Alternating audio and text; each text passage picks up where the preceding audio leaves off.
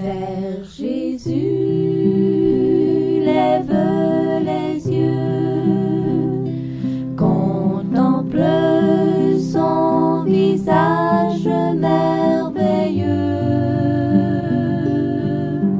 et les choses de la terre pâliront peu à peu, si tu lèves vers Jésus les yeux. Jérémie chapitre 6, verset 16. Ainsi a dit l'Éternel, tenez-vous sur les chemins et regardez, et enquérez-vous touchant les sentiers des siècles passés. Quel est le bon chemin? Et marchez-y, et vous trouverez le repos de vos âmes. Mais ils répondirent, nous n'y marcherons point. Bonjour à tous frères et sœurs, bonjour et bon sabbat à vous. Que le Seigneur vous bénisse et puisse le Seigneur nous bénir à travers cette étude d'aujourd'hui qui cette fois-ci porte sur un sujet que cela fait vraiment des années que j'aurais voulu le toucher, que j'aurais voulu l'aborder, mais il y a des choses dont vous ne pouvez pas vraiment parler à moins que vous soyez vraiment consacré. C'est une des grandes raisons d'ailleurs pour laquelle aujourd'hui dans l'adventisme, nous n'entendons plus prêcher les vérités tranchantes. Parce que pour prêcher les vérités tranchantes, les vérités qui sont une nourriture autant convenable, il faut nous-mêmes avoir été nourris. Il faut nous-mêmes avoir été tranchés. Il faut nous-mêmes avoir été corrigés par le Seigneur. Et c'est une des grandes raisons que j'ai pu remarquer par mon propre examen de moi-même et ma constatation à travers les fruits des pasteurs et des prédicateurs de nos jours. C'est bel et bien cette raison-là. C'est que nous ne prêchons pas les vérités que le Seigneur veut que nous prêchions, parce que nous ne vivons pas de la manière que le Seigneur veut que nous vivions. Et par conséquent, inévitablement, eh bien, nous finissons par prêcher des choses qui sont d'une moindre importance. Nous finissons par parler de choses qui ont un moindre impact en vue de cette fin des jours et en vue de l'éternité à laquelle le Seigneur, notre Dieu, par Jésus-Christ, nous appelle à travers la soumission, à travers la repentance, à travers l'obéissance, à travers la coopération. Ce dont j'aimerais vous parler aujourd'hui, frères et sœurs, ce sont les anciens sentiers. Les sentiers qui furent autrefois empruntés, mais qui ont été oubliés. C'est un langage figuratif,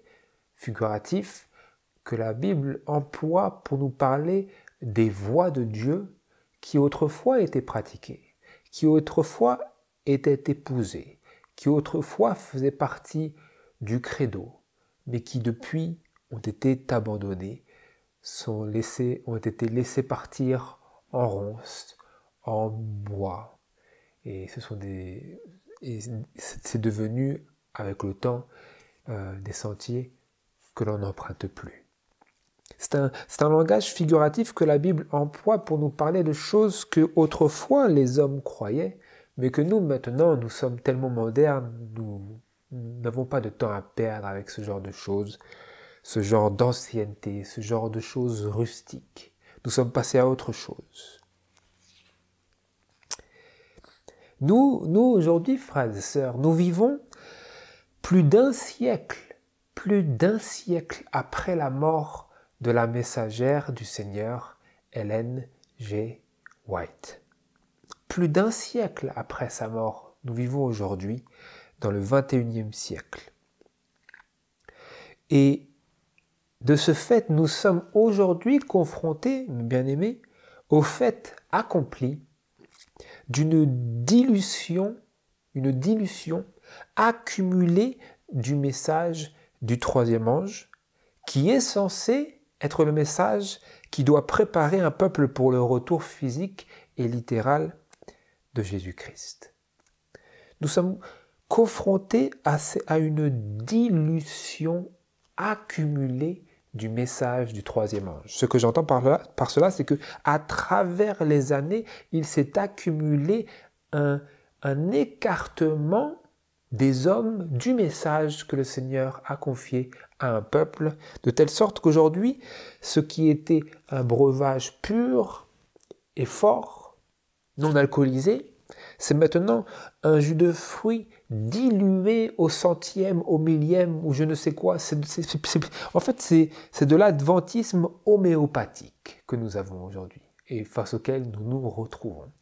Ça a été dilué, il n'y a presque plus rien dedans. Vous comprenez?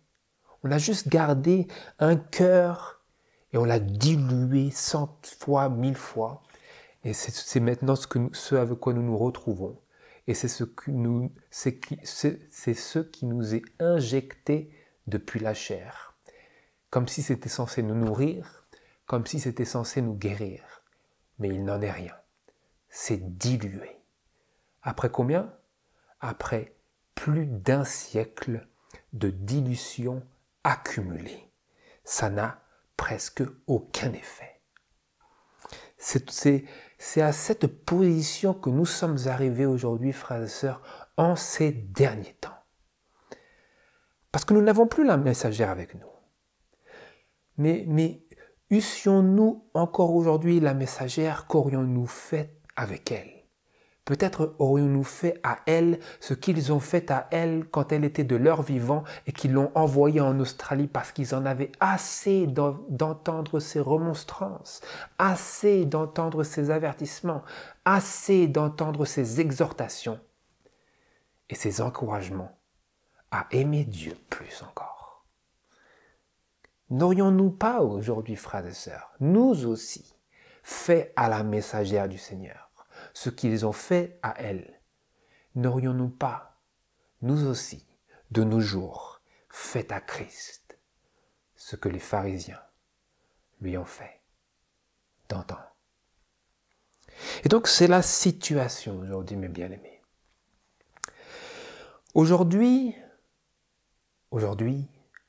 tout se fait. Pour ainsi dire, le ciel est la limite à notre bêtise. Le ciel est la limite de nos excès, ou bien de notre enfoncement dans l'apostasie. Eh bien, pour remédier à cette situation tragique et lamentable face à laquelle nous sommes aujourd'hui confrontés, une seule solution se présente à nous. Une seule solution. À savoir, jeter le mélange dilué sur lequel nous n'avons plus aucun contrôle et revenir à la source. Revenir à la source pour y puiser le message complet, sans aucune altération, sans aucune dilution, sans aucune corruption. Et ce, en harmonie avec l'appel de Jérémie chapitre 6, verset 16. Jérémie chapitre 6, verset 16 à 17.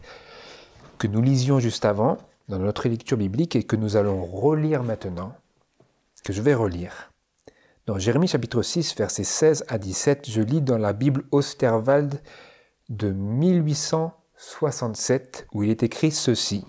Notez bien parce que c'est encore plus tranchant. Vous comprenez? C'est pour ça que j'aime bien cette alternative. Je le lis. Voilà ce que le Seigneur est dit. Voilà ce que le Seigneur est dit, d'ailleurs en harmonie avec cela. Lisez avec moi ce que Jésus dit. Vous allez voir ici le lien. Nous allons essayer par la grâce de Dieu de briser la monotonie qui nous a fait dormir si longtemps. Dans Matthieu chapitre 11 et verset 28, vous entendez ici Jésus qui parle, vous entendez ici Jésus qui appelle, vous entendez ici Jésus qui parle à nos cœurs, parce qu'en effet, nous sommes fatigués, n'est-ce pas, frères et sœurs, fatigués. Jésus, il dit, venez à moi, vous tous qui êtes fatigués et chargés, et je vous soulagerai. Chargez-vous de mon joug et apprenez de moi, parce que je suis doux et humble de cœur, et vous trouverez le repos de vos âmes. Car mon joug est aisé et mon fardeau léger. Avez-vous goûté à cela? Avez-vous goûté au repos qu'il y a en Christ, au repos de la fatigue de l'angoisse, au repos de la fatigue du péché, au repos de la fatigue de l'anxiété? Avez-vous goûté à cela? Jésus il dit, viens à moi, toi qui es fatigué de ce monde, fatigué de ses soucis, fatigué de ses travaux et chargé, et je te soulagerai. Charge-toi, il nous dit. Charge-toi de mon joug, charge-toi de ma croix. C'est une croix qu'il faut porter pour accéder au soulagement.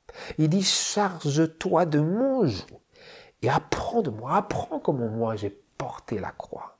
Apprends comment moi j'ai souffert afin que je sois soulagé, afin que je trouve le repos et que je sois moi-même reposé. Parce que je suis doux et humble de cœur, et vous trouverez le repos de vos âmes.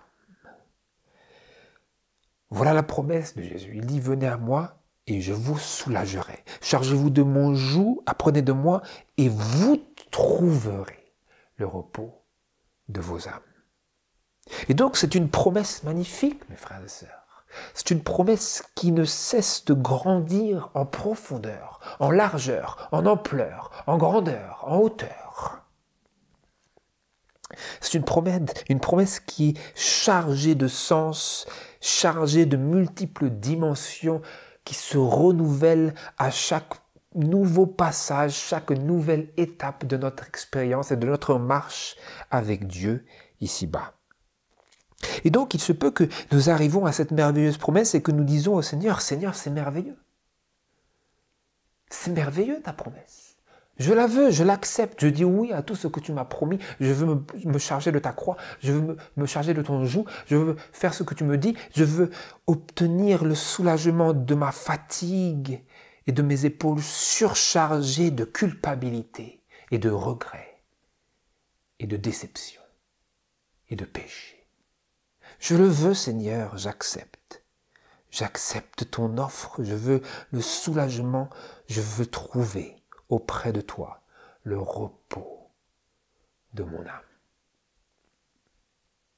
Et donc nous faisons une expérience extrêmement,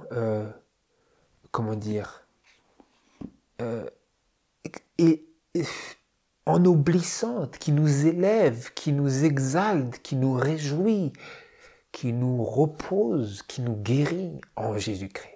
Nous faisons cette expérience en lui. Elle est sincère. Elle est honnête.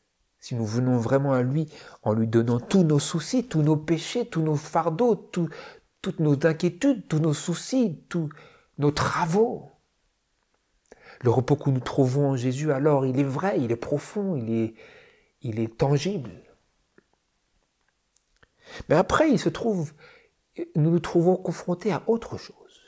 Parce que Dieu, il avance, il s'approche du croyant par de nombreux niveaux, par de nombreuses et différentes étapes. Il vient petit à petit pour s'approcher de plus en plus de nous, pour que nous nous retrouvions de plus en plus proches de Dieu, plus en plus étroitement unis à Dieu. Et donc, dans cet appel à nous décharger sur Jésus de nos soucis, de nos angoisses, de nos péchés, pour trouver le repos, eh bien, il y a quelque chose d'autre qui vient à nous. Et c'est vers ce quelque chose d'autre que j'ai envie aujourd'hui d'attirer votre attention. En même temps que nous gardons dans notre panorama spirituel ce que nous venons de lire, qui est merveilleux et que nous ne voulons pas perdre de vue. Mais il y a une autre chose que nous devons ajouter à ce panorama.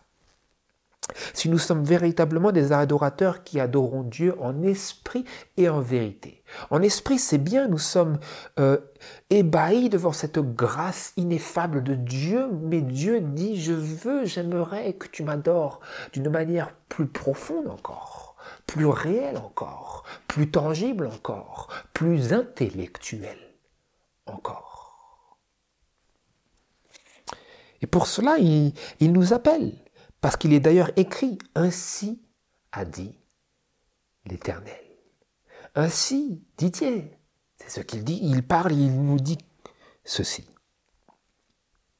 Dans Jérémie chapitre 6, versets 16 à 17. Ainsi a dit l'Éternel.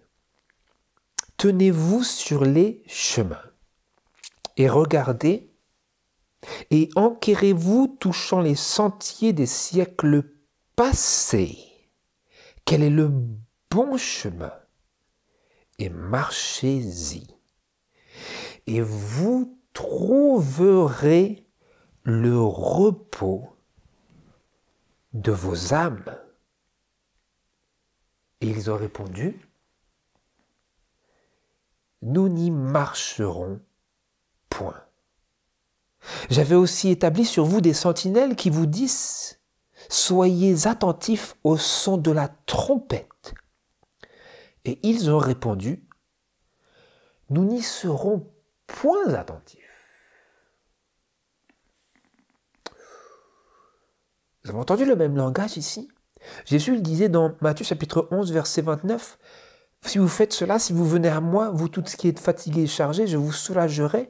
Si vous vous chargez de mon joug et que vous apprenez de moi, vous trouverez le repos de vos âmes. » Jésus a promis. Mais ici, le Jésus du Nouveau Testament, qui est aussi le Jésus de l'Ancien, il dit aussi autre chose, qui nous explique comment nous pourrons trouver le repos de nos âmes si nous voulons vraiment être ces hommes-là dont il a parlé à la femme samaritaine qui, à la fin des temps, n'adoreront ni sur cette montagne de la Samarie moderne, ni sur cette montagne de la Judée moderne, mais qui adoreront le Père en esprit et en vérité. Et c'est ceci qu'il dit, pour éprouver nos cœurs, pour savoir si nous voulons vraiment le repos de nos âmes qui vient de lui, ou si nous voulons le repos des âmes qui vient d'un Jésus qui est limité selon notre désir de savoir la vérité. Nous voulons bien accepter Jésus. Je veux bien accepter le Seigneur, mais seulement dans la mesure où je suis prêt à accepter les choses que le Seigneur veut me dire.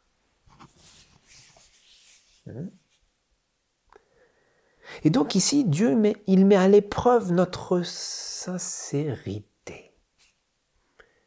Il dit, je te crois, je veux bien te croire que tu m'aimes. Je veux bien te croire que tu as fait l'expérience du salut et du repos de ton âme.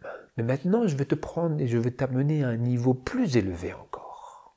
J'aimerais te dire quelque chose. Et il nous dit ceci. Tenez-vous sur les chemins, nous dit-il, et regardez, enquérez-vous, à savoir poser la question sur les chemins, les sentiers des siècles passés, pour savoir quel est le bon chemin, et marchez-y, et vous trouverez le repos de vos âmes. Il est en train de dire ici, alors, bon, aujourd'hui, vous avez votre vie. Aujourd'hui, vous avez vos croyances. Aujourd'hui, vous avez vos pratiques. Aujourd'hui, vous avez votre rythme, vous avez vos habitudes. Vous avez fait comme ça pendant de nombreuses années. Ça semble être la bonne chose. Mais j'aimerais savoir si vous m'aimez vraiment. Et j'aimerais aussi vous donner le vrai repos. Et donc, voilà ce que je vous donne. Voilà l'instruction qu'il nous fournit. Il nous dit maintenant, voilà, je vais vous éprouver.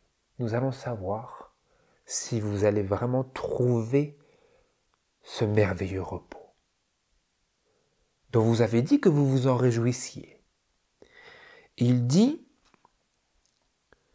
maintenant demandez sur les choses que le peuple de Dieu, il faisait autrefois. D'accord, aujourd'hui vous faites certaines choses, vous avez certaines habitudes, vous pratiquez de certaines pratiques, d'accord. Vous avez votre credo, d'accord. Mais maintenant, j'aimerais que vous demandiez. Ce n'est pas suffisant ce que vous croyez. J'aimerais que vous demandiez, que vous vous enquériez au sujet des sentiers des siècles passés. Pour savoir quel est le bon chemin.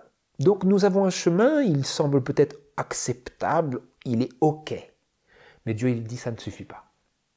Je veux que vous vous enquériez pour savoir quel est le bon chemin, quel est le parfait chemin, quel est le chemin, la voie que le Seigneur a tracée.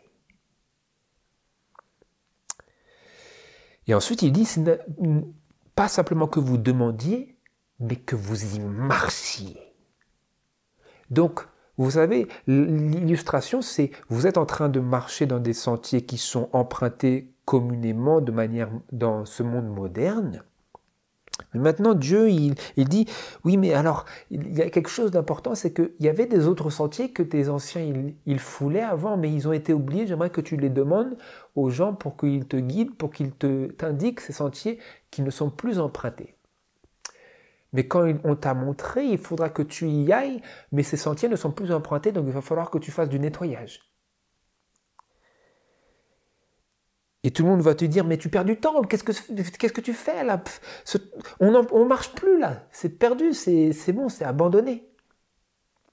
Mais Dieu, il dit, non, je veux que tu demandes, et quand tu l'as trouvé, je veux que tu y marches. Mais pour que tu y marches, il va falloir que tu nettoies, que tu rénoves, que tu terrasses, que tu nivelles, que tu reprennes.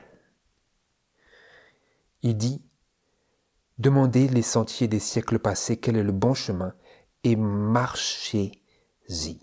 Et alors, mon peuple, si vous y marchez, dans ces sentiers d'autrefois, vous trouverez véritablement le repos de vos âmes. Mais alors, ils ont répondu. Mais alors, c'est son peuple. Il s'adresse à son peuple et c'est son peuple qui vraisemblablement l'aime. C'est un peuple, c'est son peuple. Il admet que Dieu est son Dieu, donc Dieu s'attend à qu'il réponde à sa requête favorablement. Voilà, il leur a fait cette requête. Vous m'aimez, j'ai envie que vous trouviez le repos de vos âmes, voilà comment est-ce que vous allez y parvenir. Il leur a dit, faites ceci, cherchez les sentiers d'autrefois, demandez et marchez-y. Et alors vous aurez le repos. Mais ensuite, eux, ils répondent, ah non, mais non, j'en veux pas de ton sentier. Nous, on a nos nouveaux sentiers. C'est tout bien. C'est tout propre, tout bitumé.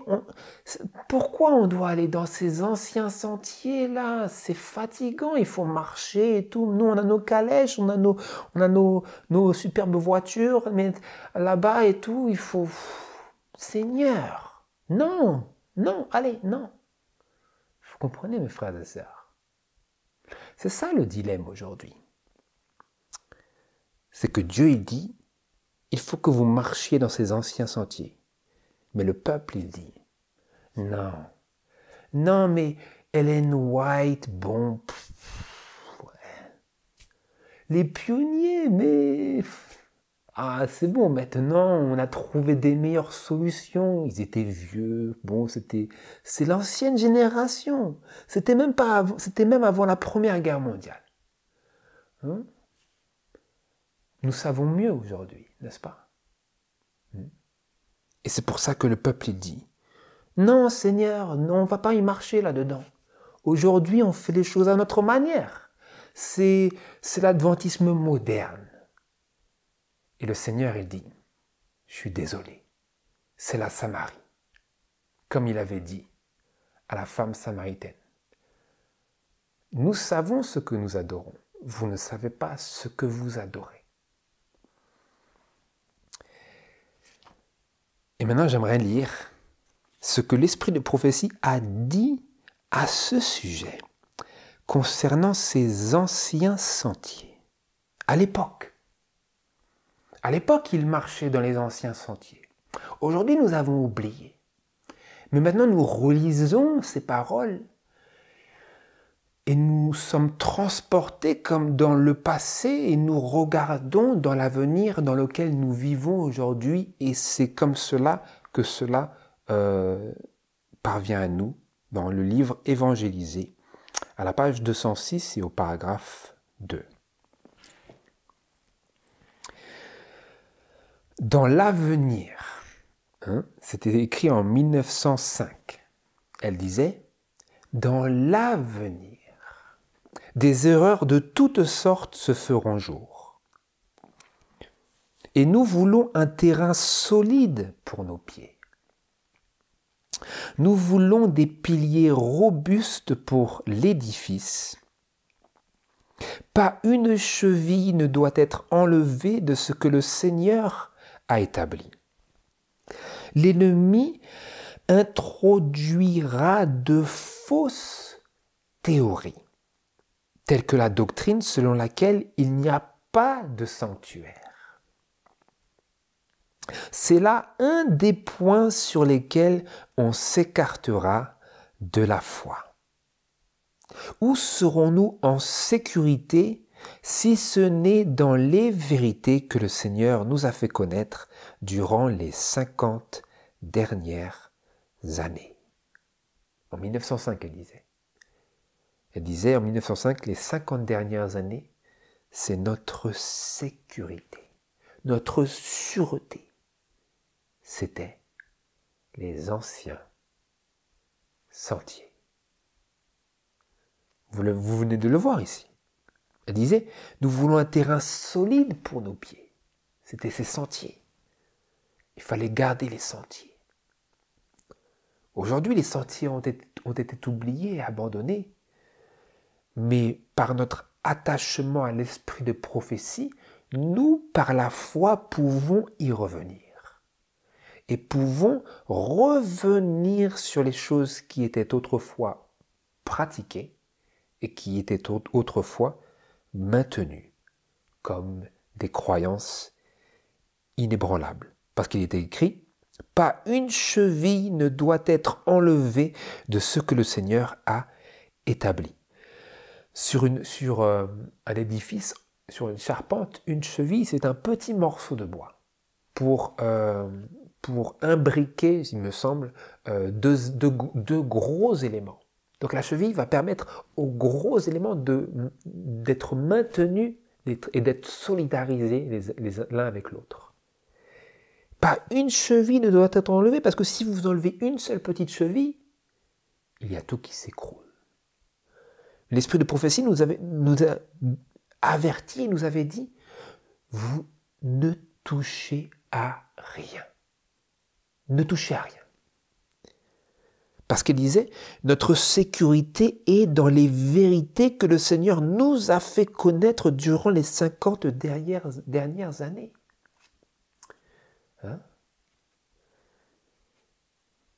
Est-ce que, je pose la question maintenant pour stimuler notre entendement, nos réactions, est-ce qu'aujourd'hui, vous croyez toutes les choses que le Seigneur a révélé alors à son peuple.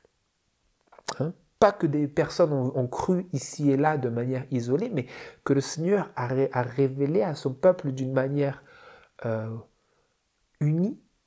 Est-ce que nous croyons à toutes ces choses? Est-ce qu'il y a des choses qui ont été touchées, ôtées, ajoutées?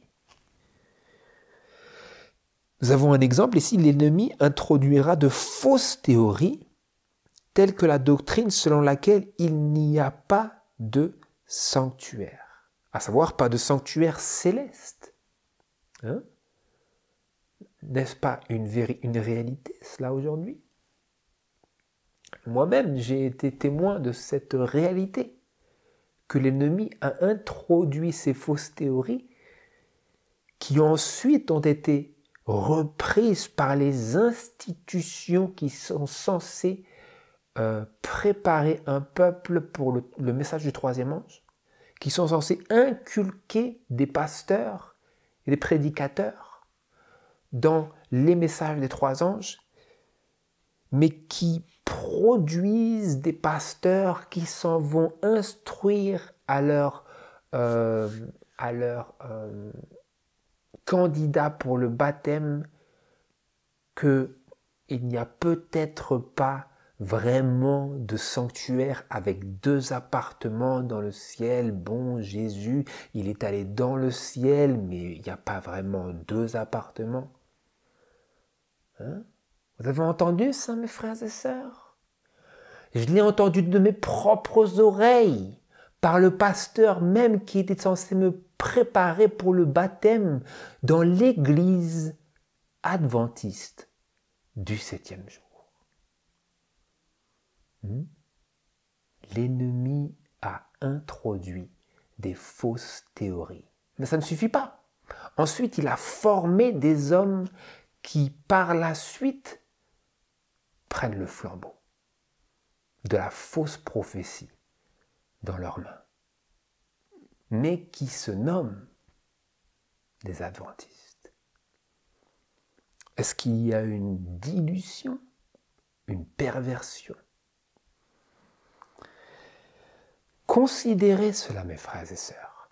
Considérez cela à la lumière des choses que nous venons de lire et de l'appel de Jérémie chapitre 6 où le Seigneur nous dit « Enquérez-vous des anciens sentiers, enquérez-vous des choses que je leur ai révélées, dans lesquelles ils ont marché, mais qui ont été abandonnées. Enquérez-vous, parce que en vous enquérant de ces choses, en commençant à marcher dans ces sentiers qui ont été abandonnés, vous allez réaliser qu'il va falloir faire quelque chose de bien précis pour pouvoir obéir au Seigneur et pour pouvoir revenir aux anciens sentiers. Je poursuis dans le livre Premiers écrits à la page 258 et au paragraphe 3, allant vers la page 259, où il est écrit ceci. Encore une fois, vis-à-vis de et concernant ces anciens sentiers qui nous sont présentés ici sous un autre vocabulaire. Écoutez-le bien. La servante du Seigneur nous dit « J'ai vu un groupe de gens qui se tenaient fermement sur leur garde et ne prêtaient aucune attention à ceux qui cherchaient à ébranler la foi établie du corps. Dieu les regardait d'un œil approbateur. Il me fut montré 3 marches qui conduisaient à une plateforme et représentaient les 3 messages du premier, du second et du 3e ange. L'ange qui m'accompagnait me dit, écoutez bien, l'ange qui m'accompagnait me dit, malheur à celui qui retranchera un seul bloc ou une seule cheville de ces messages. Leur véritable signification est d'une importance vitale. La destinée des âmes dépend de la manière dont ils sont reçus. Je fus de nouveau ramené à considérer ces messages et je vis à quel prix les enfants de Dieu avaient acquis leur expérience. Ils l'avaient obtenue à travers bien des souffrances et des luttes. Dieu les avait dirigés pas à pas jusqu'à ce qu'il les ait placés sur une plateforme solide et inébranlable. Sir White disait, où serons-nous en sécurité si ce n'est dans les vérités que le Seigneur nous a fait connaître durant les 50 dernières années. Et ici, nous apprenons que Dieu les avait dirigé ces hommes-là, les hommes de Dieu, les pionniers de l'Église adventiste du 7e jour, il les avait dirigés pas à pas pendant ces 50 années jusqu'à ce qu'il les ait placés entièrement d'une manière accomplie, d'une manière complète, comme par l'achèvement de toute une tâche progressive d'instruction à travers l'étude de la parole de Dieu, les conseils et l'esprit de prophétie. Dieu les avait dirigés pas à pas jusqu'à ce qu'il les ait placés sur une plateforme solide et inébranlable. Donc la plateforme est solide, la plateforme est inébranlable. Et c'est pour ça que l'ange accompagnateur avait dit à Sir White, « Malheur à celui qui retranchera un seul bloc ou une seule cheville de ces messages. » Donc ces messages, ce sont des sentiers, ces messages, c'est une plateforme dont il ne faut rien noter, à savoir pas même un bloc ou plus encore pas même une seule petite cheville. Pourquoi? Parce que leur véritable signification est d'une importance vitale. Et leur véritable signification de ces messages des trois anges, du message du premier ange, du second ange, du troisième ange, et ensuite du quatrième ange, qui est le troisième ange, ces messages, leur véritable signification est d'une importance vitale, et nous ne pouvons avoir leur véritable signification que si tout est là. Parce que c'est un tout. C'est une plateforme. Et si vous enlevez une cheville, alors vous êtes en train de tout détruire. Parce que tout est solidaire. L'ange disait, malheur à celui. C'est l'ange qui l'a dit. Elle était en train de répéter les paroles de l'ange de Dieu qui disait, malheur à celui qui retranchera un seul bloc ou une seule cheville de ces messages. La destinée des âmes dépend de la manière dont ils sont reçus, dont les messages sont reçus. Et comment les messages seront reçus si vous avez ôté des blocs, enlevé des chevilles? Vous allez perdre des âmes par ce renoncement et cet abandon.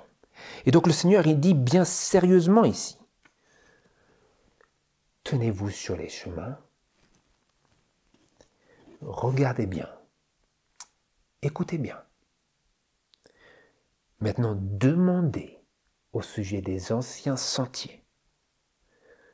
Et quand on vous a instruit et appris, marchez-y. Marchez-y. Ne tournez ni à gauche ni à droite. Marchez-y parce que vous y trouverez le repos de vos âmes. Pourquoi?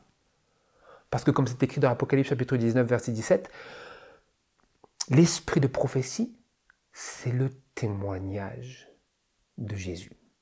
Et le témoignage de Jésus a surplombé et dirigé toute cette accumulation de vérité que le Seigneur a révélée à son peuple pendant ces 50 années, de telle sorte que c'est le peuple que Jésus a guidé et c'est le peuple que Jésus a instruit. Et c'est la plateforme que le Seigneur a posés. Ce sont les anciens sentiers qu'eux-mêmes, à leur époque, avaient retrouvés. En puisant dans les vérités que l'Église apostolique avait enseignées, mais qui avaient été perdues à travers l'obscurité de la chute, du premier amour, ensuite allant vers l'obscurité du Moyen-Âge. Toutes ces choses avaient été perdues de vue. Ils les ont ressorties, remises dans leur cadre. Ils ont ressorti toutes ces vérités. Et le Seigneur a tout fait cela briller. J'aimerais aussi lire dans l'esprit de prophétie le suivant.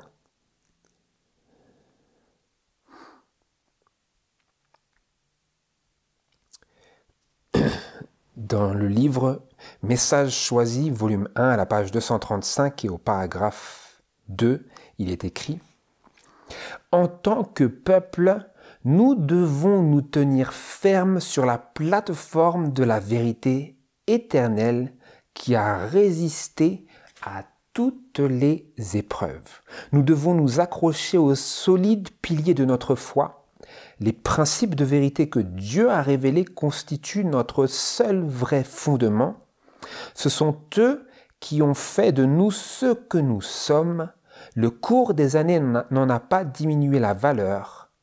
L'ennemi s'efforce constamment d'arracher ces vérités de leur cadre et de les remplacer par de fausses théories. Il se servira de tous les moyens possibles pour réaliser ses desseins, mais le Seigneur suscitera des hommes clairvoyants qui sauront donner à ces vérités la place qui leur revient dans le plan de Dieu.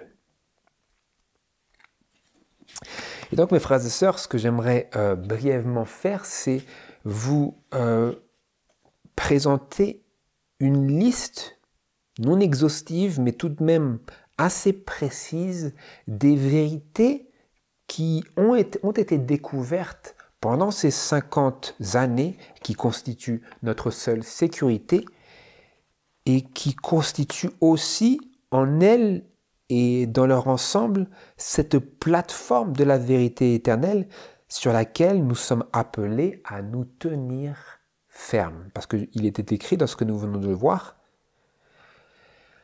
nous devons tenir ferme sur la plateforme de la vérité éternelle.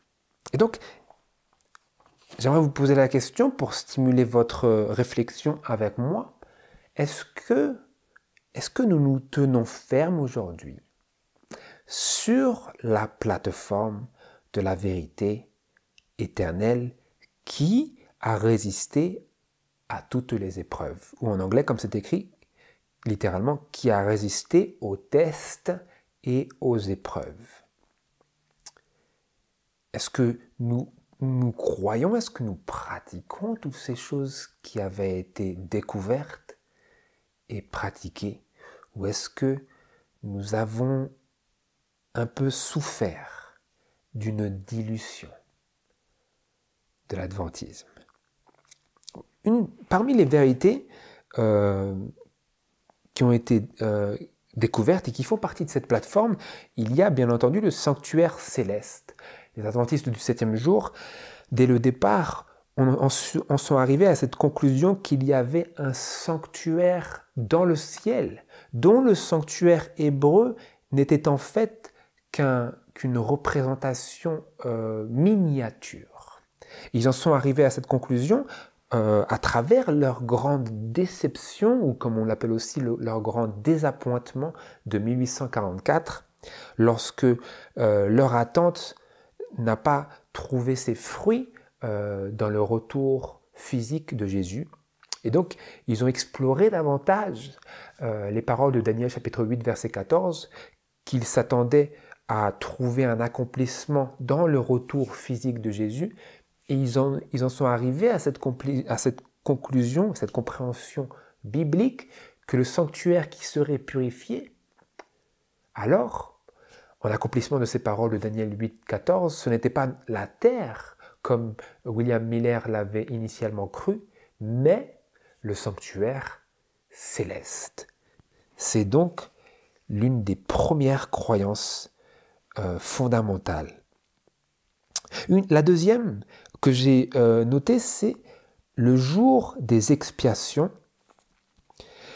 En harmonie avec cette purification du sanctuaire, les adventistes ont très vite compris que cette purification du sanctuaire annoncée dans Daniel chapitre 8 verset 14 n'était autre que le jour antitypique des expiations qui était désigné dans Lévitique chapitre 16 versets 29 à 31 et ensuite versets 33 à 34. Et ils ont compris que c'était bien de cela dont il s'agissait dans ces paroles de Daniel. Et ceci ouvrait tout un nouveau champ de réflexion et de méditation dans la parole de Dieu et d'étude.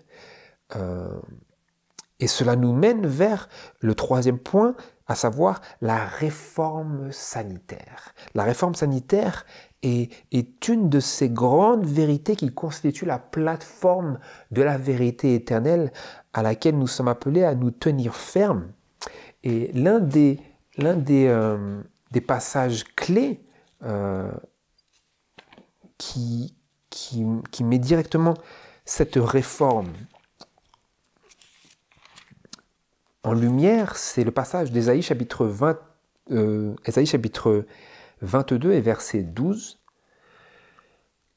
où il est écrit « Et tandis que le Seigneur, l'Éternel des armées, vous appelait en ce jour à pleurer, à gémir, à vous raser la tête et à ceindre le sac, voici de l'allégresse et de la joie. On tue des bœufs, on égorge des moutons, on mange de la chair et on boit du vin. Mangeons et buvons, car demain nous mourrons. Mais voici ce que l'Éternel des armées m'a fait entendre, jamais cette iniquité ne vous sera pardonnée. Que vous n'en mouriez, dit le Seigneur, l'Éternel des armées. » Les adventistes du 7e jour en sont bien arrivés à cette compréhension de ce passage-là comme trouvant son accomplissement pendant le jour antitypique des expiations qui venait directement refléter ce qui était censé être le jour typique des expiations pendant lequel le peuple de Dieu devait s'humilier et jeûner et se repentir de ses péchés pendant que le grand prêtre, le souverain sacrificateur, entrait dans le lieu très saint du sanctuaire typique hébraïque pour nettoyer les péchés, Et dans ce temps du jour antitypique des expiations dans lequel nous vivons aujourd'hui depuis 1844, eh bien, le Seigneur appelle à une réforme sanitaire, à une réforme sur la question de l'alimentation. Et il disait, en ce jour-là, si vous mangez de la chair, après que vous ayez été éclairés sur la solennité de ce jour antitypique des expiations, je ne vous pardonnerai pas ce péché. C'est très solennel. C'est la solennité de ce message de la réforme sanitaire. Voilà à quel point ce message était pris au sérieux par les adventistes et à quel point il ne permettait pas qu'il y ait une quelconque déviation. Ensuite, un autre point qui était fermement maintenu par les frères de l'Église adventiste du 7e jour pendant ces 50 dernières années, nous parlons bien avant qu'il y ait eu cette corruption du message, cette dilution, c'est la réforme vestimentaire. Alors là, c'est très très important parce que la réforme vestimentaire était un point crucial sur lequel l'esprit de prophétie a de nombreuses fois insister et j'aimerais vous partager un des passages sur lequel l'Esprit de prophétie a ainsi insisté au sujet de ce point, de cette vérité incontournable de la plateforme de la vérité éternelle. Je le lis dans Testimonies for the Church, volume 6, à la page 96, paragraphe 1 à 3. Écoutez bien. L'un des points sur lesquels ceux récemment venus à la foi auront besoin d'instruction est le sujet du vêtement. Traiter les nouveaux convertis avec franchise. Sont-ils vains dans leur habillement? Nourrissent-ils l'orgueil dans leur cœur? L'idolâtrie du vêtement est une maladie morale. Elle ne devrait pas être intégrée dans la nouvelle vie. Dans la plupart des cas, la soumission aux exigences de l'Évangile exigera un changement décidé dans la tenue vestimentaire. Il ne devrait pas y avoir d'insouciance vis-à-vis du vêtement. Pour l'amour de Christ dont nous sommes les témoins, nous devrions chercher à tirer le meilleur parti de notre apparence. En relation avec le service du tabernacle, Dieu avait précisé chacun des détails se rapportant aux vêtements de ceux qui devaient officier en sa présence. Ainsi, on nous apprend Dieu a une préférence en ce qui concerne le vêtement de ceux qui le servent. Les instructions qui furent données au sujet des robes d'Aaron étaient très précises car son vêtement était symbolique. Et les vêtements des disciples de Christ devraient eux aussi être symboliques. Nous sommes appelés à être en toutes choses ses représentants. Notre apparence devrait se caractériser à tous les égards par la propreté, la modestie et la pureté. Et ensuite, il est écrit « Même le style du vêtement peut exprimer la vérité de l'Évangile ». Je vous fournirai ces déclarations, comme d'habitude, dans la description. Et donc ça, c'était le point sur la réforme vestimentaire. Donc, il y avait de nombreuses choses écrites dans l'esprit de prophétie à ce sujet pour que cela ne soit pas mis de côté comme cela l'a été plus tard. C'était un point très important sur lequel je ne saurais suffisamment insister, mais je vais le laisser reposer ici pour le moment et passer aux autres croyances, aux autres vérités clés et fondamentales qui constituent cette plateforme. Nous passons au point numéro 5, à savoir la loi des 10 commandements.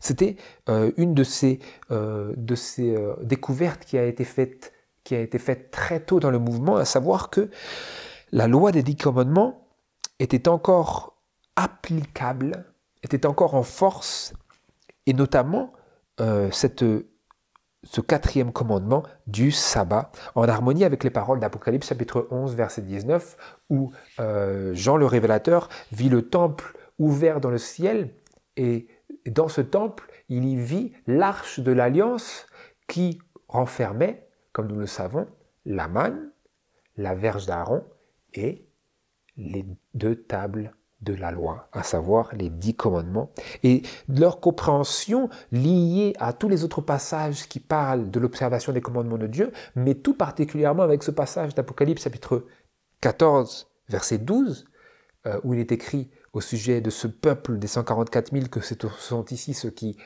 gardent les commandements de Dieu et la foi de Jésus, les a amenés à la conclusion que c'est encore d'actualité pour le chrétien d'observer chacun des 10 commandements de la loi de Dieu, et tout particulièrement le sabbat, qui est étroitement lié à à la mesure de notre fidélité à Dieu, comme nous le voyons dans Ésaïe chapitre 58.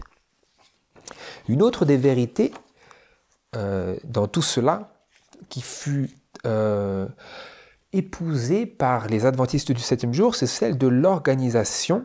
Nous avions vu d'ailleurs cela dans une de nos études passées sur notre organisation. Et pour cela, j'aimerais vous lire brièvement cette déclaration de l'Esprit de prophétie dans Testimonies to Ministers and Gospel Workers à la page 26 et au paragraphe 2, où la servante du Seigneur nous dit ceci. Comme nos effectifs augmentaient, il était évident que sans quelque forme d'organisation, il y aurait une grande confusion et que l'œuvre ne saurait pas avancer avec succès, afin de rendre possible le soutien du ministère, l'avancée de l'œuvre dans de nouveaux champs, la protection à la fois de l'Église et du ministère de membres indignes, la possession de biens par l'Église, la publication de la vérité par la presse, et pour beaucoup d'autres raisons, l'organisation était indispensable. Donc ils en sont venus à cette conclusion que quand bien même il y avait beaucoup d'opposition, comme on peut le voir juste après dans le contexte, à cette notion d'organisation, parce que les adventistes étaient des personnes qui avaient quitté les églises protestantes parce qu'elles avaient rejeté le message du premier ange, et donc il y avait un sentiment croissant contre à l'encontre de cet effort vers l'organisation, mais comme nous le lisions juste après, elle dit qu'ils ont cherché le Seigneur dans des prières sincères afin de pouvoir comprendre sa volonté, et la lumière fut donnée par son esprit, nous montrant qu'il devait y avoir de l'ordre et une parfaite discipline dans l'Église et que l'organisation était essentielle. Donc finalement, je crois que c'était en 1863, les adventistes se sont pour la première fois véritablement organisés, parce qu'avant, ils n'étaient vraiment que des petits noyaux isolés, sans réelle jointure, comme on pourrait dire. En 1863, il y eut la première formation d'une organisation, non pas parce que l'organisation est l'Église, mais parce que l'Église avait besoin d'être organisée. Et donc vous voyez bien que le peuple de Dieu était existant avant même qu'il y ait une organisation, ce qui montre bien que quand une organisation tombe, ce n'est pas la chute d'une Église, mais bel et bien seulement l'apostasie des hommes. Et donc le fait que dans l'historique du peuple de Dieu, l'organisation soit venue bien plus d'années avant le fondement des toutes premières doctrines, des toutes premières croyances, vous montre que le peuple de Dieu existait bien avant qu'il fût organisé, mais que le principe d'organisation était dans le plan de Dieu pour toutes ces raisons que je viens de lire dans l'esprit de prophétie. Ça, c'était le 6. Dans le 7e point, l'une des croyances charnières, c'était celle que l'expiation ne fut pas terminée à la croix. Voilà, dans le monde chrétien moderne aujourd'hui, on dit oui, Jésus a tout fait à la croix, ensuite il est ressuscité, ensuite tout est bon, et voilà, maintenant je suis sauvé, j'ai cru en Jésus, et maintenant je suis sauvé, une fois sauvé, toujours sauvé. Alors nous, en tant qu'adventistes, historiquement parlant, les adventistes n'ont jamais cru cela, pour la simple et bonne raison que la révélation de cette période prophétique aboutissant vers le 22 octobre 1844, dans ces paroles de Daniel chapitre 8, verset 14, que après 2300 jours et matins, le sanctuaire sera purifié, nous menait, comme je viens de le lire juste avant et de l'expliquer, à cette compréhension, les amener à cette compréhension qu'il s'agissait bel et bien à cette date, non pas, comme ils l'ont constaté par leur grande déception, non pas de la venue de Jésus sur la terre, pour purifier la terre, comme ils le croyaient au début, mais du transfert et du voyage, comme on pourrait dire, comme c'est montré, je crois, dans Daniel chapitre 9, du voyage de Jésus depuis le lieu saint du sanctuaire céleste jusqu'au lieu très saint. Et parce que vu que le sanctuaire dans le ciel est un lieu gigantesque, eh bien, il nous est présenté dans le livre de Daniel comme une espèce de voyage sur un trône qui vole. Il en est de même pour l'ancien des âges. Le Fils de l'homme, qui nous est présenté dans Daniel chapitre 9, je crois que c'est Daniel chapitre 7, excusez-moi. Il nous est présenté comme volant, et ensuite, le jugement se tint. Les trônes furent placés, et le jugement se tint. C'est le début du jugement investigatif, c'est le début du jour antitypique des expiations, et c'est le début donc de ce jour antitypique des expiations qui nous montre que l'expiation n'a pas été complétée parce que, quand bien même Jésus a tout accompli à la croix, par rapport à son œuvre, le pécheur a encore besoin d'avoir cette expiation appliquée à son caractère. Parce qu'il s'agit bel et bien de cela. L'œuvre de la rédemption est une œuvre, est un travail sur le caractère. Alors certes, Jésus lave nos péchés dans son sang et nous sommes justifiés. Par sa grâce, sa justice nous est imputée, mais ensuite il nous faut aller de grâce en grâce et de gloire en gloire, par l'Esprit du Seigneur, de caractère en caractère, comme l'Esprit de prophétie nous dit. Et donc ce que Jésus a accompli à la croix est terminé et complet, mais pas pour le pécheur. C'est tout le but du jour des expiations, aussi connu comme jugement investigatif, depuis le 22 octobre 1844, quand Jésus est entré dans le lieu très saint afin de purifier le sanctuaire céleste en coopération avec notre purification personnelle et individuelle, à travers laquelle nous recevons les mérites de Christ qui a accompli une œuvre complète à la croix. Mais son œuvre est disponible, elle est potentielle pour le pécheur, mais il faut que le pécheur s'en réclame par la foi,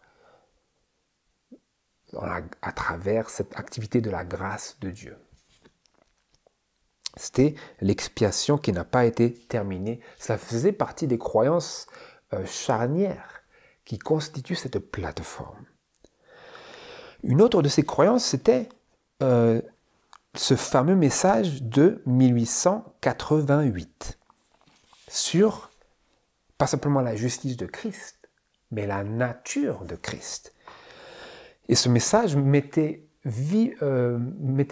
clairement en avant le fait que Jésus est devenu en toute chose semblable à ses frères, que Jésus a assumé la nature humaine pécheresse, et non pas une nature immaculée et sans péché, comme l'enseigne d'ailleurs parmi d'autres l'Église catholique ou encore le mouvement de réforme. Le message de 1888 enseignait bien clairement que si Jésus était venu avec une chair sans péché, il n'aurait pas pu être tenté comme nous en toutes choses, comme c'est écrit dans Hébreux chapitre 4. Et donc, ce message va complètement à l'encontre de l'esprit d'Antichrist qui dit que Jésus était un peu supérieur à nous. Non, la Bible le place à notre niveau, parce que quoique étant Dieu, il s'est dépouillé de la forme de Dieu et est devenu un serviteur apprenant l'obéissance par les choses qu'il a souffertes, comme c'est écrit dans Hébreux chapitre 5. Ça faisait partie de ces vérités qui ont constitué cette plateforme. Le message de 1888 est directement associé à tout cela. C'est un bloc, c'est une cheville, ce que vous voulez, ça ne peut être ôté sans démolir tout l'édifice. Une autre de ces merveilleuses vérités fut celle de la divinité.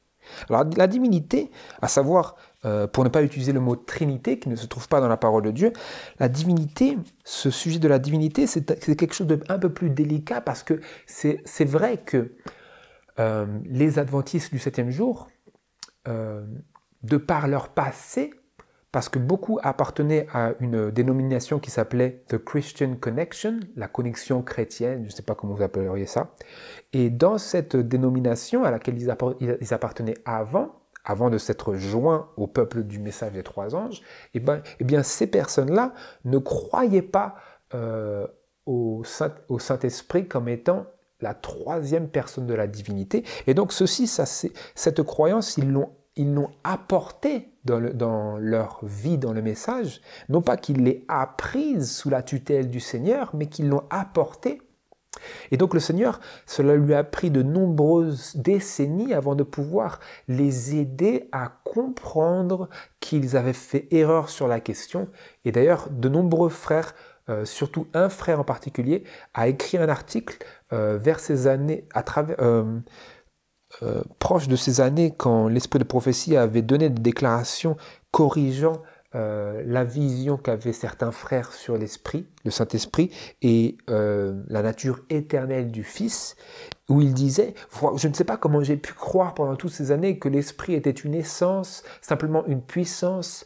Maintenant je réalise, et son témoignage était riche, et il reflétait le fait que beaucoup parmi les adventistes avaient nourri, chéri, entretenu cette croyance sur le Saint-Esprit comme n'étant qu'une énergie, qu'une puissance, et sur le Fils comme ayant été né dans le passé lointain, mais n'ayant pas la même nature éternelle que le Père. Bref, tous ces méandres de Babylone qu'ils avaient un peu introduits avec eux dans leur expérience dans le message du troisième ange, mais que le Seigneur a pu, dans sa grâce et sa patience, finalement disperser et qu'il a pu remédier, comme nous le lisons ici par une des citations très claires de l'Esprit de prophétie, où il est écrit ici dans le livre Évangélisé, à la page 550, paragraphe 2. Le consolateur que Christ a promis d'envoyer après être remonté au ciel est l'Esprit dans toute la plénitude de la divinité, qui met la puissance de la grâce divine au bénéfice de tous ceux qui acceptent Christ comme sauveur personnel et qui croient en lui. Il y a trois personnes vivantes dans le trio céleste. Au nom de ces trois grandes puissances, le Père, le Fils et le Saint-Esprit, ceux qui reçoivent Christ par une foi vivante sont baptisés, et ces trois puissances coopéreront avec les sujets obéissants du Roi céleste dans leurs efforts pour vivre la vie nouvelle en Christ. Cela est paru dans le livre Special Testimonies, Series B, soit 7, 62 à 63. C'était dans Évangélisé, page 550, paragraphe 2. C'est paru en 1905. Donc cela a pris de nombreuses années avant que l'Esprit de prophétie puisse enfin commencer à aborder ce sujet. Mais vraisemblablement, ce n'était pas un problème pour le Seigneur. Quoique aujourd'hui, nous sommes confrontés à toutes sortes d'hérésies qui sont là pour cribler un mouvement qui déjà est le fruit d'une apostasie. Donc en fait, c'est quand vous ouvrez la porte au diable, eh bien après, il ne faut pas s'étonner que le diable, il ait l'emprise sur tout ce que vous dites et ce que vous faites. C'est un peu inévitable en fait. Mais parmi nous qui voulons nous accrocher aux anciens sentiers, nous pouvons avoir cette assurance sans inquiétude que c'est ce que le Seigneur a enseigné. Et bien entendu, c'est ce que la parole de Dieu enseigne à de nombreuses reprises et par de divers et multiples moyens pour faire sens avec notre bon sens. Où la parole de Dieu présente de nombreux passages, je ne veux même pas rentrer dans cela. Vous voyez, aujourd'hui, nous nous fatiguons à essayer de prouver la chose. Mais les adventistes Alors, eux aussi avaient ce problème, mais quoi qu'il en soit, l'esprit de prophétie a présenté ceci comme un fait établi. Il n'y avait pas de discussion. Une autre des croyances, je vais essayer de conclure cela, c'était celle du scellement des 144 000.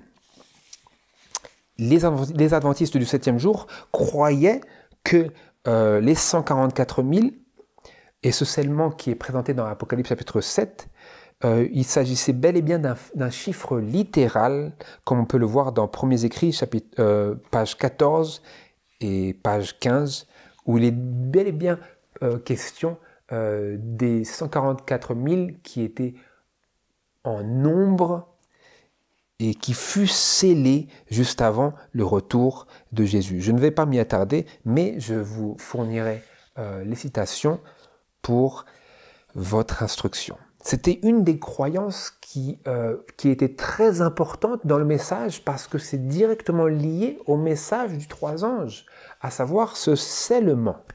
Ce scellement qui, certes, est lié au sabbat, mais qui a aussi beaucoup à voir, comme l'esprit de prophétie nous fait comprendre, avec la formation de notre caractère. De telle sorte qu'il ne s'agit pas simplement d'observer le sabbat de manière légaliste, de manière formaliste, mais d'avoir une relation vivante avec le maître du sabbat. Et donc toutes ces choses étaient intimement liées les unes aux autres, et le scellement des 144 000 était une doctrine clé dans toute la juste compréhension du message des 3 anges. Donc si vous enlevez le scellement, si vous enlevez la vérité des 144 000 comme un chiffre littéral, en fait vous êtes encore en train d'enlever un bloc. Et après, plus rien ne fait de sens, comme nous l'avions lu juste avant. La compréhension, je vais essayer de le retrouver.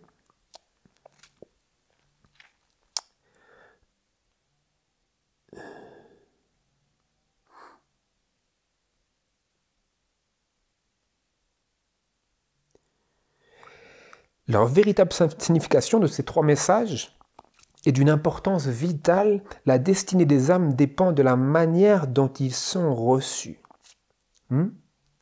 Les âmes vont recevoir ce message, mais ils ne peuvent l'accepter que si nous le présentons en entier. Si nous enlevons des blocs et des chevilles, le destin des âmes va en dépendre. Vous comprenez? La véritable signification de ces messages est définie et elle est caractérisée bien précisément par chaque bloc et chaque cheville. C'est ce que le Seigneur voulait essayer de nous exprimer, de nous faire comprendre quand il nous dit qu'il nous faut nous tenir fermes. Je le retrouve. Il nous faut nous tenir fermes sur la plateforme de la vérité éternelle qui a résisté aux tests et aux épreuves.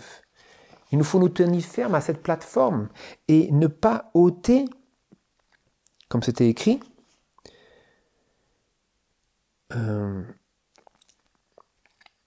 ne pas retrancher un seul bloc ou une seule cheville.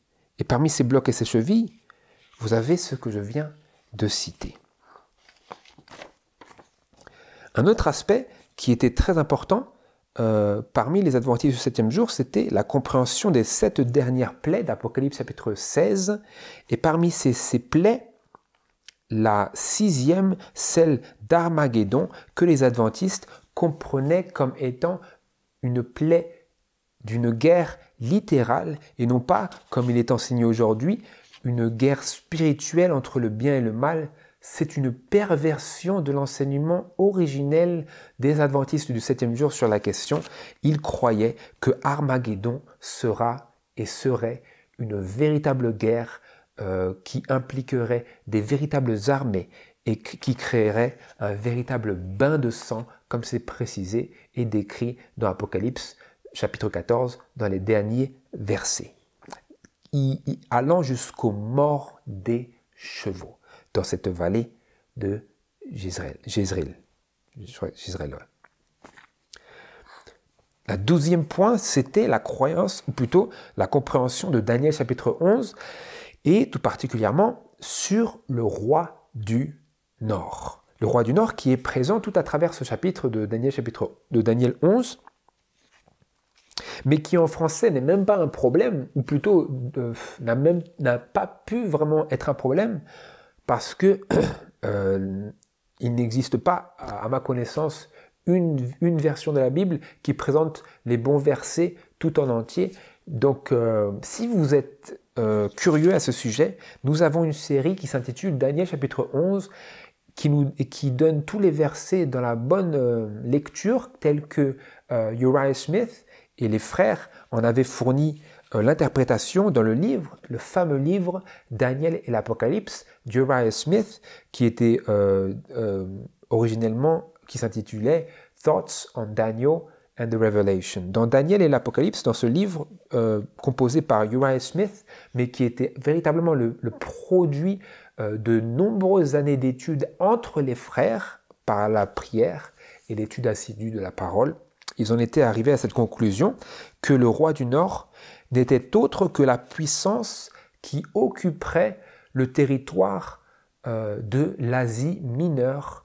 Et cette puissance aujourd'hui, tout comme alors, n'est autre que la Turquie. Et l'enseignement qui était présenté par les adventistes, pas simplement Uriah Smith, mais aussi d'autres, comme par exemple A.T. Jones, comme par exemple Stephen Haskell, leur enseignement sur cette question, c'était que le roi du Nord était la Turquie, et ce serait quand le roi du Nord chercherait à déplacer le siège de son gouvernement de Constantinople à Jérusalem que les étudiants de la prophétie auraient leur signal pour savoir quand la fin du temps de grâce surviendrait.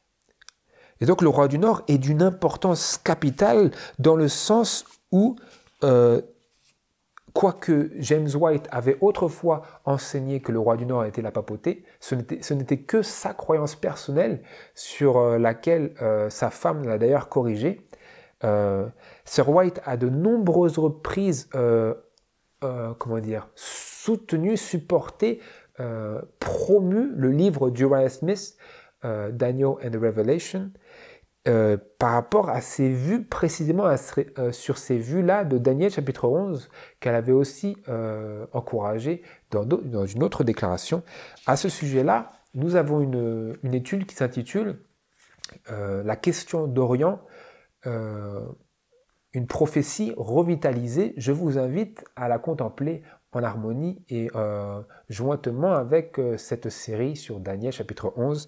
Ces choses sont très importantes parce que si nous nous attendons à ce que le roi du Nord de Daniel chapitre 11 verset 45 soit la papauté, eh bien, nous attendons à ce que la papauté soit détruite pour la fin du temps de grâce, eh bien nous attendrons trop tard parce que la papauté est détruite bien après.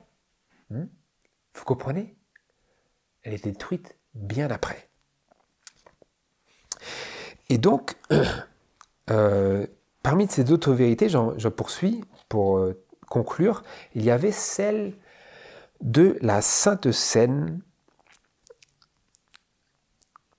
Et la compréhension des adventistes du 7e jour au sujet de la Sainte Seine était que la Sainte Seine était réservée aux membres de l'Église, aux membres baptisés de l'Église. Et pour cela, pour justifier ce que je viens de dire, j'aimerais lire cette déclaration dans Conseil à l'Église, page 238 et paragraphe 1, cette brève déclaration qui nous dit « Le baptême et la Sainte Seine sont les deux piliers monumentaux, l'un à l'extérieur, l'autre à l'intérieur de l'Église. Sur ces deux ordonnances, Christ a gravé le nom du vrai Dieu. » Donc le baptême est l'ordonnance à l'extérieur de l'Église et faisant rentrer les croyants à travers le baptême dans l'Église, et la Sainte Seine est le deuxième pilier monumental, mais cette fois-ci à l'intérieur de l'Église. Donc la Sainte Seine, selon les adventistes et les croyances qui étaient autrefois épousées, était une ordonnance qui se pratiquait à l'intérieur de l'Église pour les membres baptisés. C'était ce que les adventistes croyaient et pratiquaient. Maintenant, le point 14, c'était sur le sujet de la guerre. Les adventistes, originellement, prenaient au sujet de la guerre la position non pas simplement de non-combattants, mais de non-participants. Il n'y avait pas de question d'objecteurs de conscience. Il le disait, il exprimait ainsi, comme c'est paru dans la Review and Herald du 23 mai 1865. Il a été décidé que nous reconnaissons le gouvernement civil comme étant ordonné de Dieu afin que l'ordre, la justice et la paix puissent être préservés dans le pays et afin que le peuple de Dieu puisse mener une vie calme et paisible en toute piété et toute honnêteté. En accord avec ce fait, nous reconnaissons qu'il est juste de rendre le tribut, l'honneur et le respect au pouvoir civil tel que cela nous est prescrit dans le Nouveau Testament. Ainsi, tandis que nous rendons de bon cœur à César ce que les Écritures nous montrent être à lui, nous sommes contraints de refuser toute participation aux actes de guerre et aux effusions de sang, ces derniers étant incompatibles avec les devoirs que le Maître nous a prescrits à l'égard de nos ennemis et de toute l'humanité. Ce fut écrit et composé en 1865. Telle était la déclaration sur la position de l'Église adventiste vis-à-vis de la guerre. Il disait quoi? Il refusait toute participation. Toute, cela veut dire toute. Toute participation aux actes de guerre et aux effusions de sang, y compris la participation en tant qu'infirmier ou en tant qu'assistant, tout ce que vous voulez. Il refusait tout. Ils étaient comme les Quakers à l'époque. Et ils acceptaient plutôt de payer l'amende de commutation, comme ils appelaient ça, plutôt que d'être enrôlés. C'était la position originelle des adventistes sur la guerre. Et maintenant, pour terminer, le 15e point, celle de la politique. Je vais dire la position qui était résumée, des adventistes qui était résumée par cette déclaration de l'Esprit de prophétie dans le ministère évangélique à la page 382 et au paragraphe 3. Le Seigneur désire que son peuple enterre les questions politiques. Sur ce sujet-là, le silence est d'or. Christ appelle ses disciples à s'unir sur les purs principes de l'Évangile qui sont clairement révélés dans la parole de Dieu. Nous ne pouvons pas voter en toute sûreté pour tel ou tel parti politique car nous ne connaissons pas les personnes pour qui nous votons. Nous ne pouvons pas participer en toute sûreté à un quelconque projet politique. C'était la position des adventistes du 7e jour sur la position, sur le sujet de la politique. Ils refusaient toute participation, que ce soit par le vote, etc. À un quelconque projet politique. Je le lis, ce n'est pas mon opinion. Et donc voilà, mes frères et sœurs,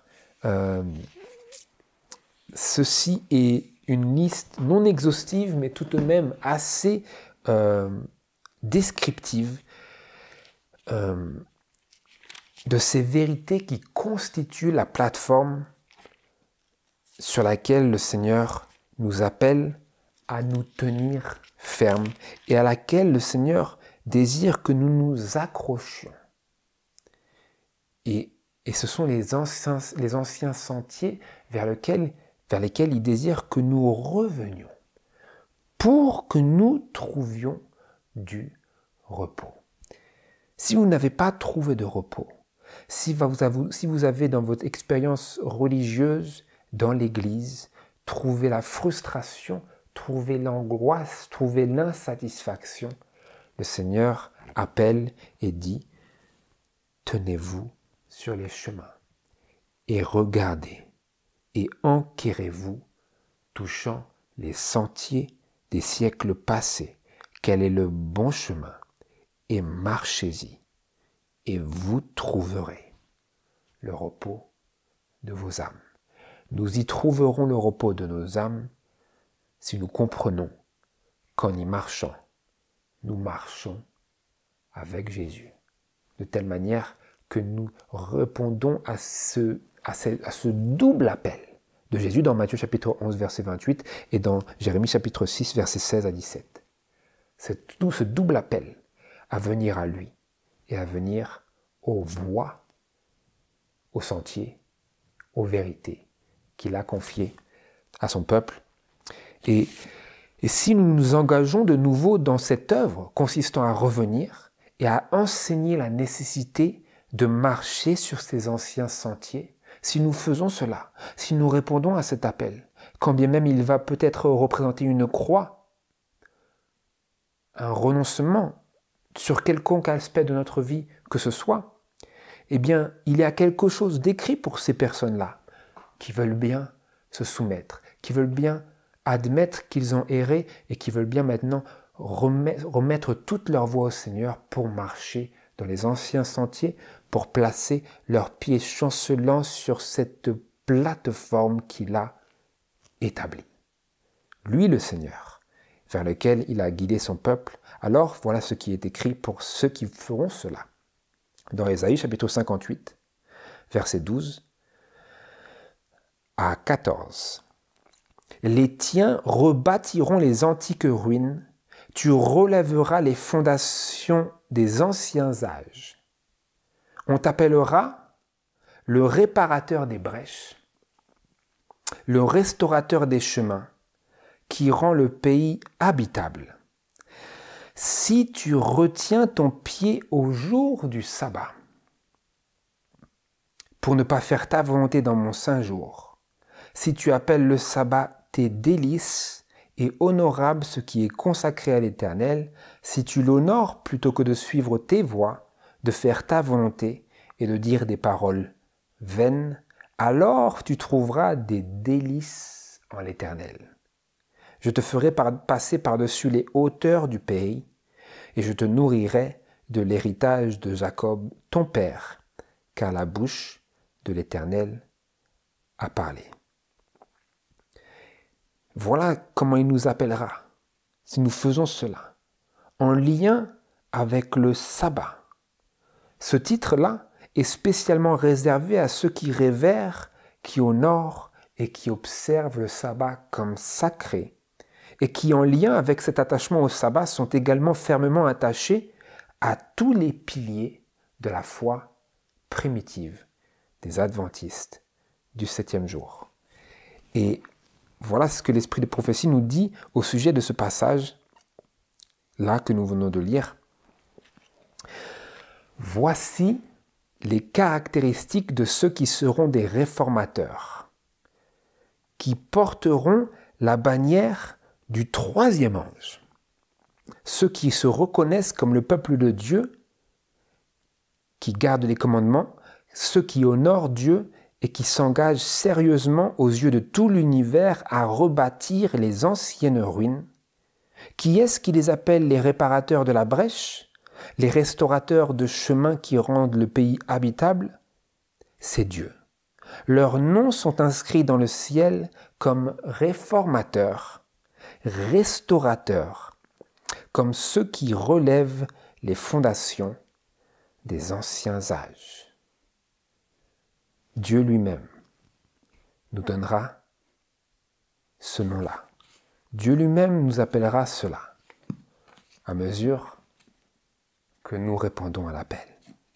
Voilà, frères et sœurs, je m'excuse, c'est un peu long, mais je pense que ces vérités sont vraiment d'une grande importance pour nous, pour que nous puissions comprendre où nous nous situons et que nous puissions discerner où est-ce que nous devrions aller et là où nous devrions marcher. Que le Seigneur vous bénisse. Puisse le Seigneur nourrir notre réflexion pour nourrir notre détermination à emprunter ces sentiers qui ont été abandonnés, cette plateforme de la vérité. C'est ma prière. Au nom de Jésus. Amen.